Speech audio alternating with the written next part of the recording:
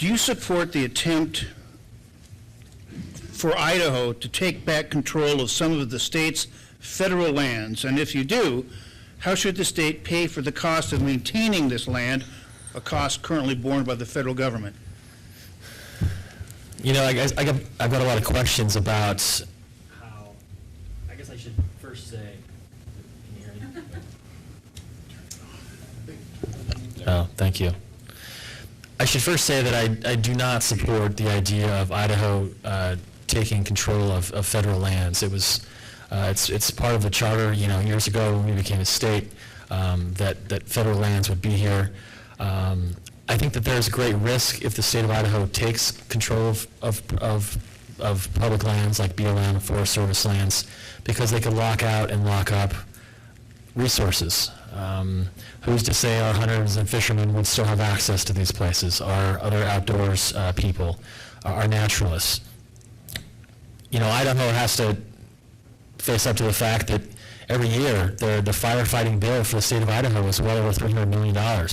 So if we take back control of our federal lands, how are we going to pay for that? Probably what will happen is they would privatize it. They would sell off the rights, the mineral rights, the water rights, the natural gas rights, animal rights, recreation rights, and so on and so forth.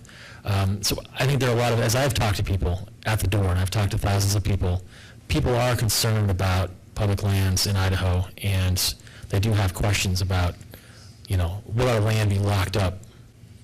So I think it's an important question. Brandon Hickson, 1 minute. Thank you very much. I have a different view on that issue. I've been in the House of Representatives where we've made the votes before in the past to put together a interim committee on that very issue.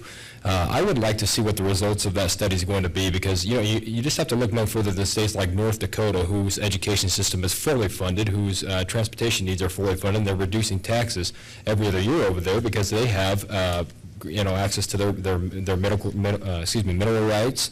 They've also got title to their federal lands. Now, if you look at the western half of the United States of America, you will notice that every western state has a large portion of their land that is owned by the federal government.